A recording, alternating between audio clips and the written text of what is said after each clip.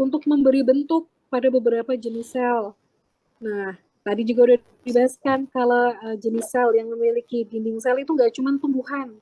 Ada jamur, ada bakteri, ada juga satu lagi kalau ketika tambahkan protista mirip tumbuhan.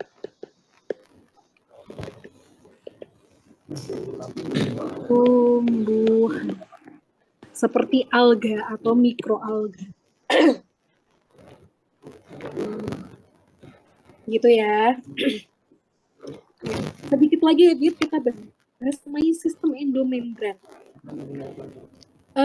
Sistem endomembran, kalau Abid tadi sudah paham perannya badan Golgi, pasti bisa memahami sistem endomembran ini. Sistem endomembran itu tuh sebetulnya tadi ya, ekspedisi ya. Satu zat diproduksi dari organel lain, kemudian zat tersebut harus didistribusikan. Nah, itu melalui sistem endomembran. Kalau pengertiannya itu seperti ini. Sistem endomembran merupakan keterkaitan antara organel-organel sel dengan struktur dan fungsi yang spesifik yang memiliki hubungan dalam mekanisme kerjanya. Nah, ini coba nanti dipahami lagi ya terkait pengertian ini. Kalau kurang paham bisa diskusi lagi kita.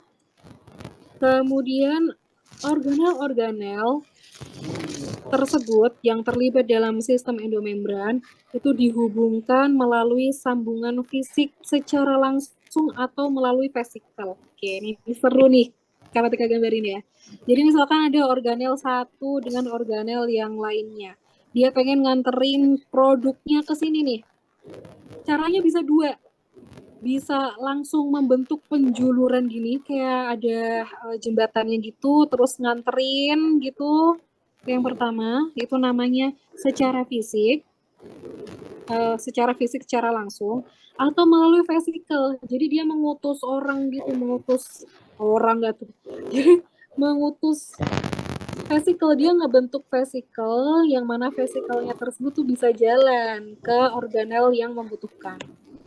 Jadi bisa dua cara, bisa secara langsung membentuk struktur fisik seperti ini, berupa jembatan ke konjung apa istilahnya ya? Ya itulah ya. Atau bisa pakai vesikel, dia membentuk bukan penjuluran, dia untuk bulir-bulir ini nganterin kemana, gitu.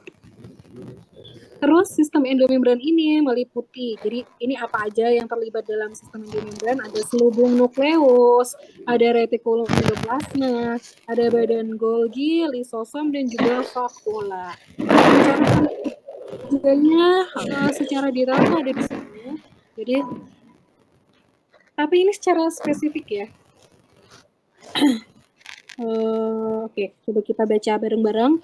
1. Hasil translasi berupa asam amino akan ditranspor dari nukleus ke retikulum endoplasma melalui selubung nukleus.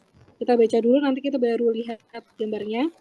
Yang kedua, selubung nukleus, dia tuh bersinggungan, nempel gitu artinya, dengan retikulum endoplasma yang kasar dan retikulum endoplasma yang halus.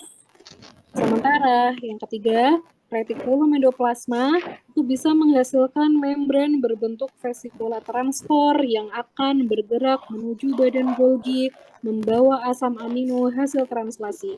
Kayak gini gambarannya.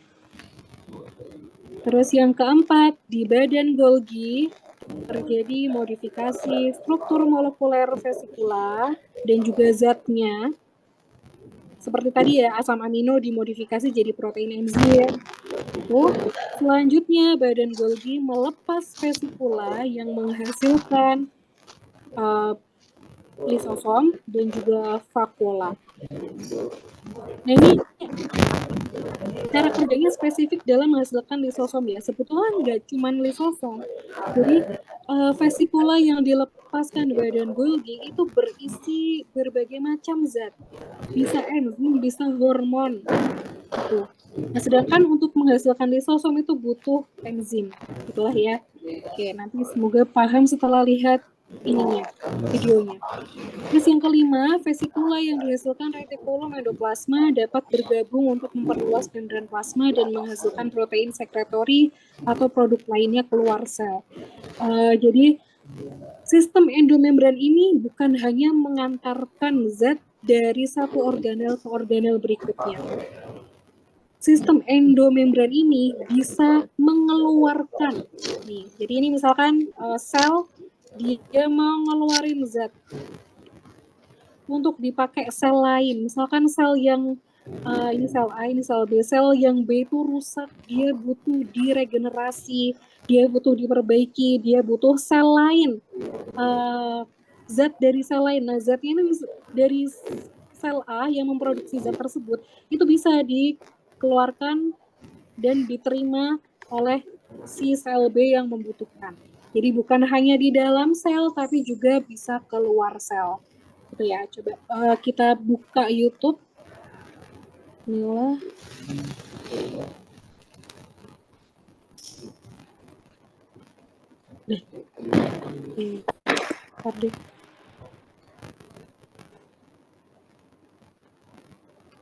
Lysosomes are membrane-bound vesicles that contain hydrolytic enzymes.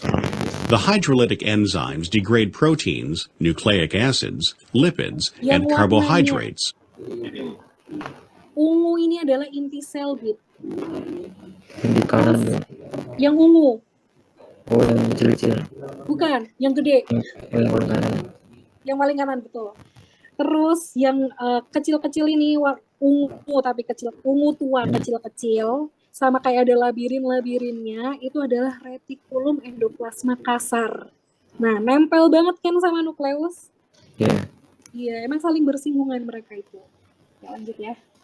And are formed in the endoplasmic reticulum. Zatnya. Ya, jadi zat hasil translasi dari nukleus ataupun ribosom. These enzymes are then transported to the Golgi apparatus by transport vesicles.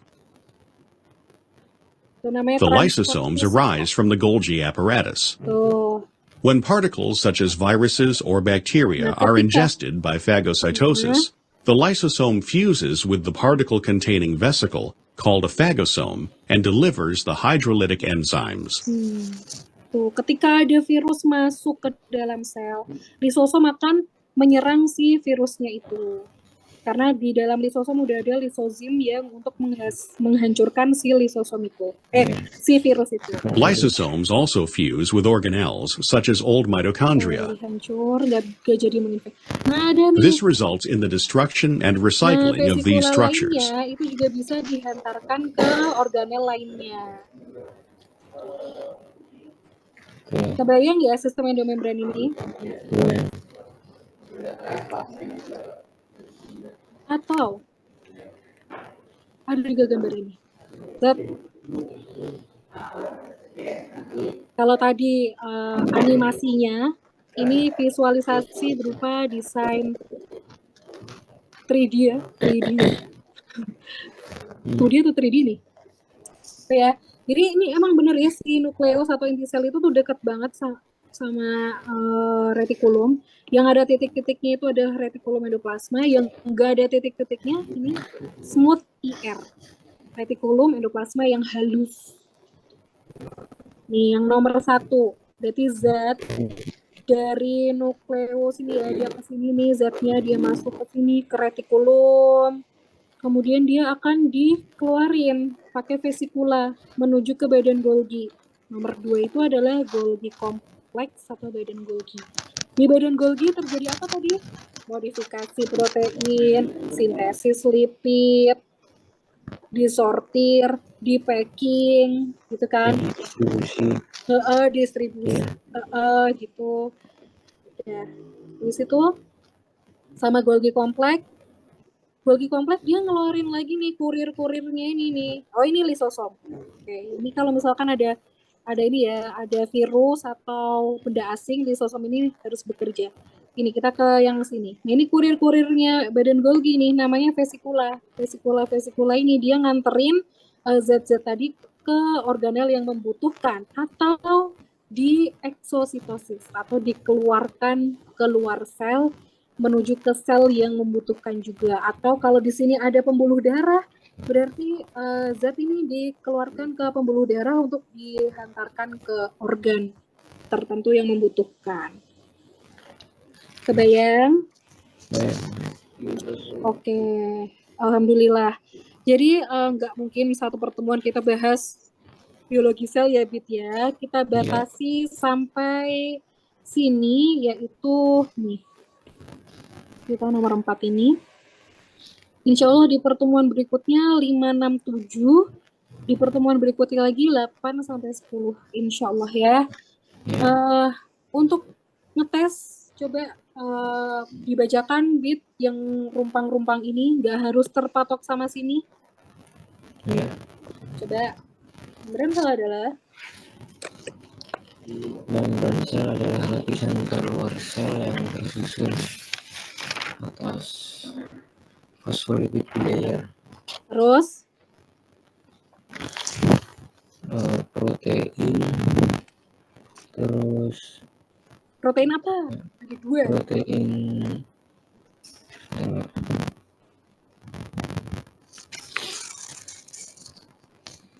jadi protein Yang nembus hidrofilik. Yang protein yang nembus apa namanya? Integral, protein integral. Kalau protein yang cuma di permukaan namanya protein apa? Yang di tepi. Perifer. Oke, lanjut. Tersusun atas fosfolipid bilayer, protein integral, protein perifer, glikolipid dan lipid. Dan lipid? Tidak harus terpatok ini ya, ini salah itu yang sebelah kanan. Dan glikoprotein. Lengkap ya. Glikoprotein. Terus lanjut, fosfolipid tersusun atas fosfolipid tersusun atas 2 lapisan. Terdiri dari bagian kepala dan ekor. Ya, bagian kepala berupa apa? Fosfat atau lipid? Fosfat. Sifatnya apa? Fosfat sifatnya suka air atau nggak suka air? Fosfat. Sorry. Bagian kepala berupa harusnya bagian kepalanya fosfat yang bersifat hidrofilik, dia suka air. Kebalik ya. Ya, tapi paham ya gitu ya. Fosfat hidrofilik. Dan ekornya berupa apa? Ekornya berupa lipid yang bersifat hidrofobik, betul. Tidak suka air. Fungsi dari membran sel. Yuk. Fungsi dari membran sel.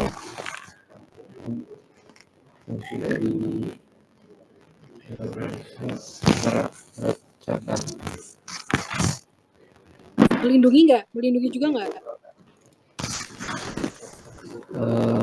Dia melindungi sel, terus mengatur masuk serta keluarnya zat-zat. Iya, ya betul. Oke, lulus. Terus coba ini. Cocokkanlah organel di bawah ini berdasarkan fungsinya. Terakhir sebelum kita tutup.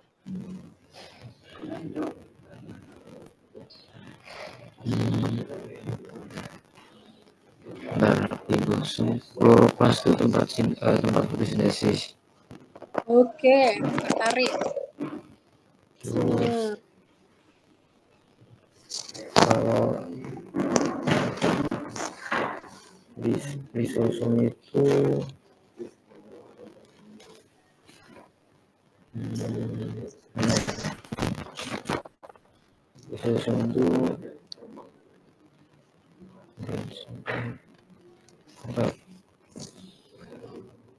Ribosom dulu kan? Ribosom dulu boleh.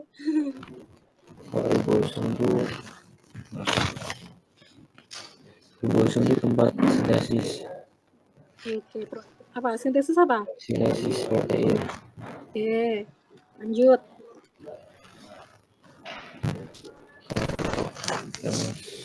Sentosom